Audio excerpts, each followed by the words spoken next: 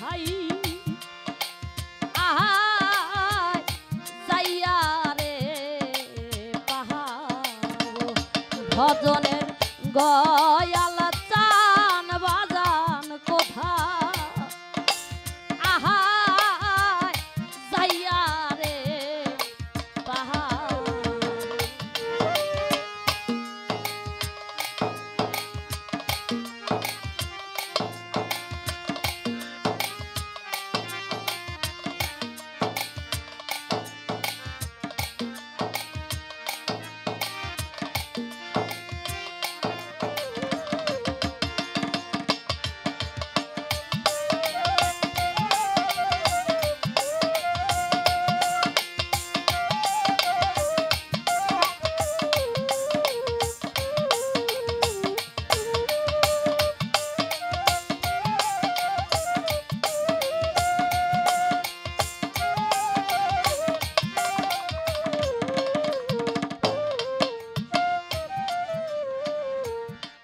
সেই সময় না বলেছিলে লাবু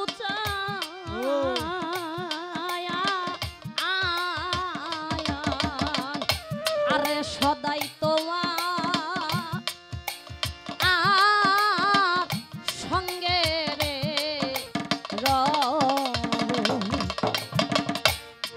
সেই সময় না বলেছিলে দরদি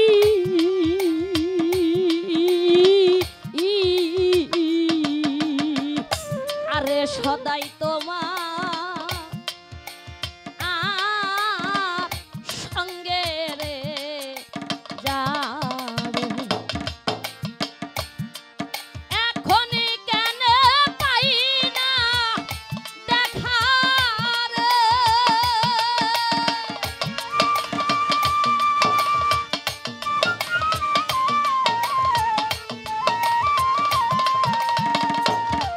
দয়াল এখনই কেন পাই না দেখা রে ওরে জ্বালা কি দিয়া আহাজুরা আবরে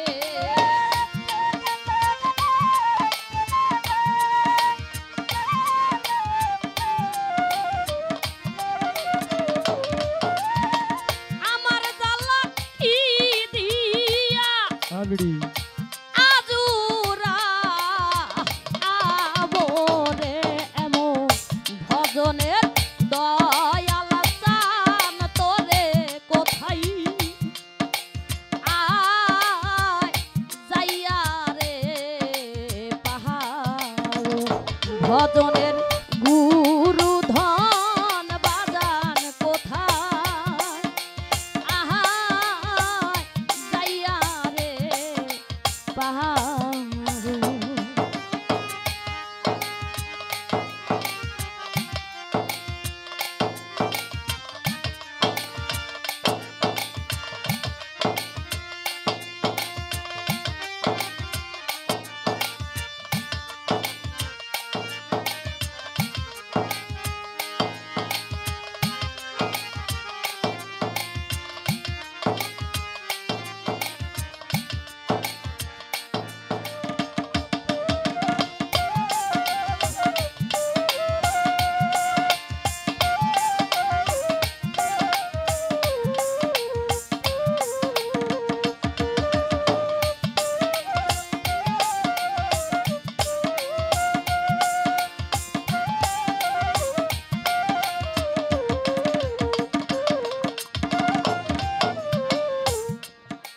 পাবো পাবো বইলা রে রে হাচ্চা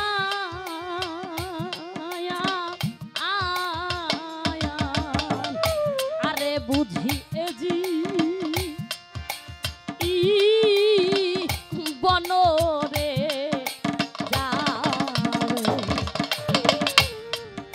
পাবো পাবো বইলা রে দরদি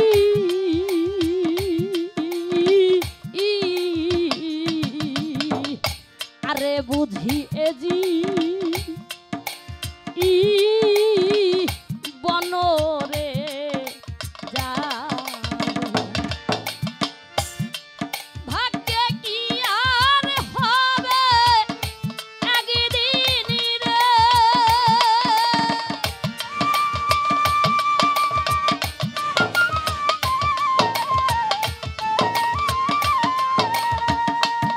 দয়াল ভাগ্যে কি আর হবে একদিন রে আমি তোমার যুগল চরণ পাবো রে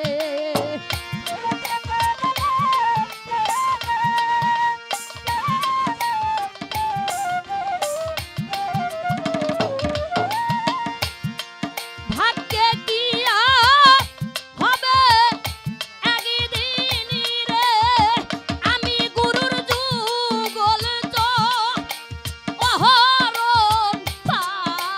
পাবো রে এমন ভজনের দয়াল চান তোরে কোথা আহা যাইয়া রে পাহাড় ভজনের রে হাত চান বাজান কোথা আহা যাইয়া রে পাহাড়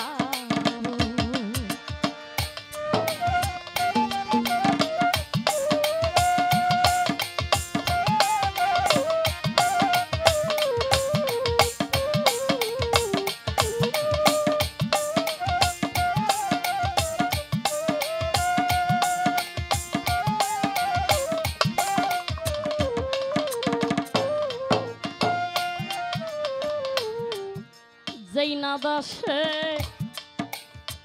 যাইবা আমার দরদি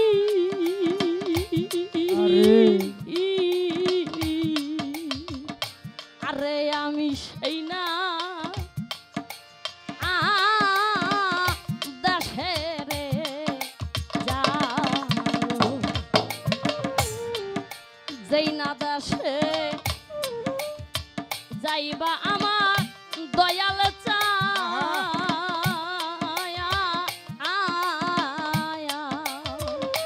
আরে আমি সেই না আহা দেশে রে যাও তোর চরণে নুপুর হইয়া রে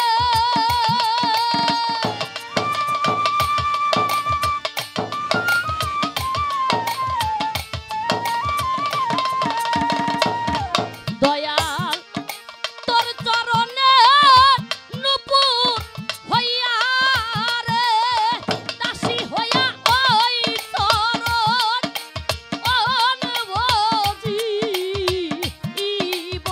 রে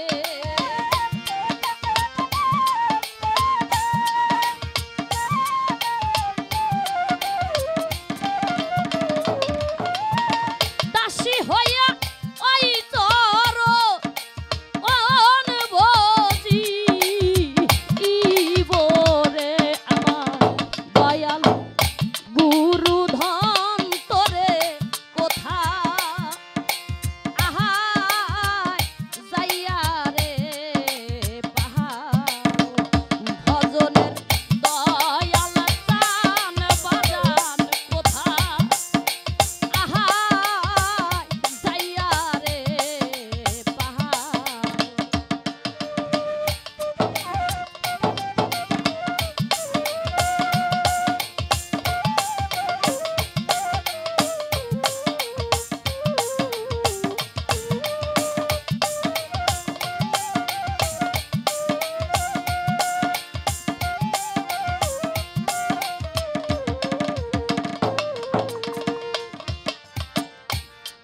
সেই সময় না বলেছিলে দরদি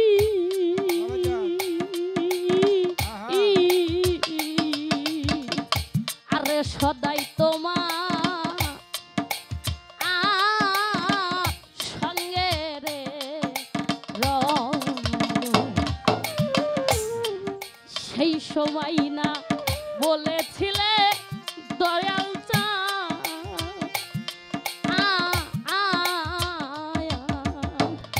আরে সদাই তোমার সঙ্গে রে আসলে আমরা এখানে যারা উপস্থিত আছি অনেকেই আমরা অনেক কিছু হারিয়েছি। কেউ দয়ালকে হারিয়েছি, কেউ মাকে হারিয়েছি, কেউ বাবাকে হারিয়েছি, এবং হারিয়েছি জীবন সঙ্গী, যার সঙ্গে আমরা জীবনটাকে জড়িয়ে ফেলেছি। ঠিক তেমন কোনো মানুষকে আমরা হারিয়েছি। সেই জায়গা থেকে আমি যার কাছে গান শিখতাম, আমার গুরু, হঠাৎ আমি একদিন কুমিল্লা বাঞ্ছারামপুরে গান করছি। তখন আমার স্টেজে আমি বসে আছি। হঠাৎ আমাকে আমার গুরুর বড় ভাই, সরি ছোট ভাই, আমাকে একটা মেসেজে বললেন যে, সীমা তুমি কোথায় আছো? তোমার ওস্তাদ কিন্তু আর দুনিয়াতে বেঁচে নেই। আমি এমনই দুর্ভাগ্য একটা মেয়ে, ওই মুহূর্ত থেকেই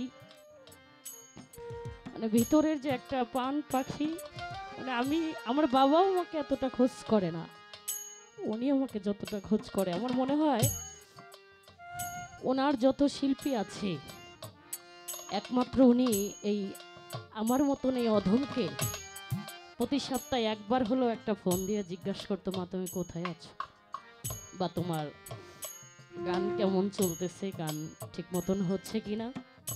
রাজবাড়িতে আমার হোম দেখছিস, রাজবাড়ি, আমি রাজবাড়ির মেয়ে।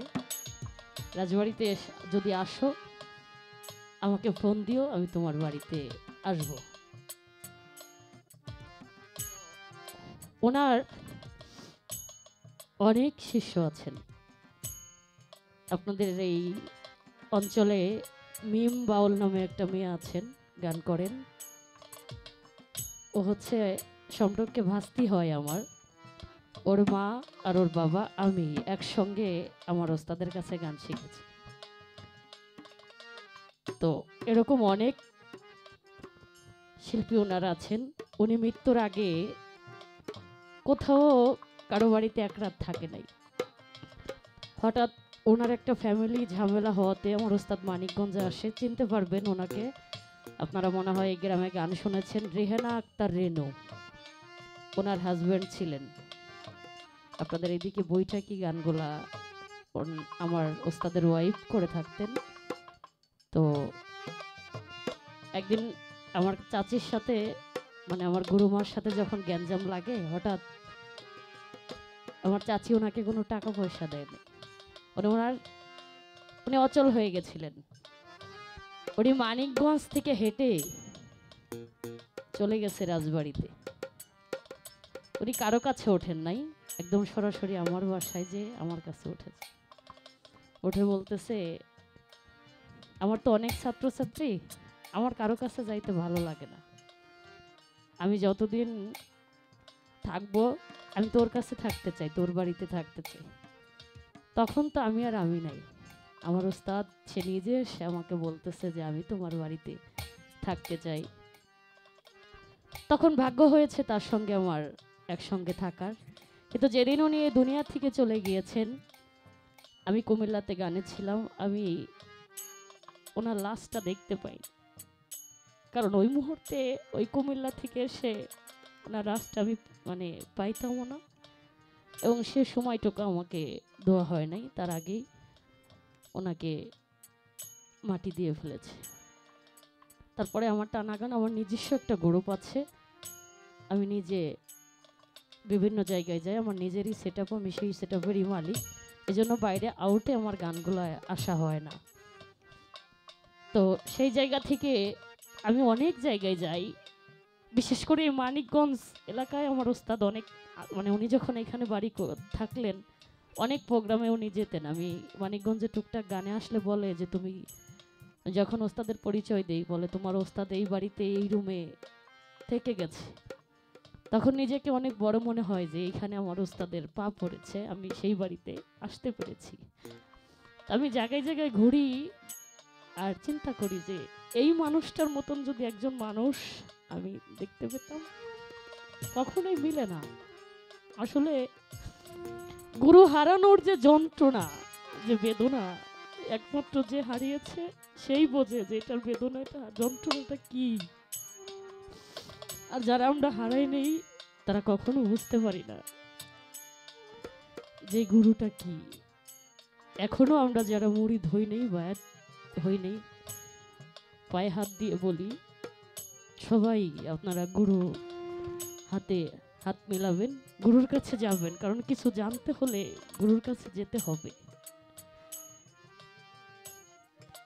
যদি গুরুর কাছে না যান তাহলে বুঝতে পারবেন না যে আসলে এটা কি, আল্লাহ কি তৈরি করে দিয়েছে এর ভিতরে। বাবা মা আছে, বাবা মাকে সেবা করুন, তারপরেও একজন গুরু দরকার। ঠিক আছে, আগে বাবা মার সেবা, তারপরে আমরা কি করি, বাবা মাকে না সেবা করে আগে গুরুরে যায় সেবা করি, বাবা মাকে পথে ফেলাই দেই, এইখানে বৃদ্ধাশ্রমে দিয়ে আসি, তা না, আগে বাবা মাকেই সেবা করতে হবে, তারপরে হচ্ছে গুরু। আমার উস্তাদ, আমি জানি না ওনাকে আর কোনোদিন খুঁজে পাবো কিনা, তবে দোয়া করবেন ওনার মতন একজন মানুষ যাতে আমার জীবনে আল্লাহ আবার তৈরি করে দেয়, কারণ ওনাকে ছাড়া আমার জীবনটা একদম অসহায় আমার মনে হয়। কারণ আমি জানি না, যেটা সত্য কথা, আমার সবচেয়ে থেকে কাছের মানুষ যদিও চলে যায় আমার এতটা কষ্ট হবে না, আমি ওনাকে হারিয়ে যে অসহায় হয়ে পড়েছি। তো সেই জায়গা থেকে আমার এই গানটি, যেই না দেশে যাইবা আমার দরদি,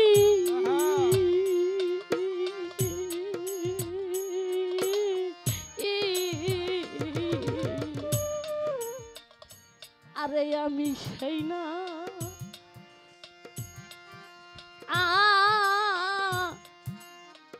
দেশের যা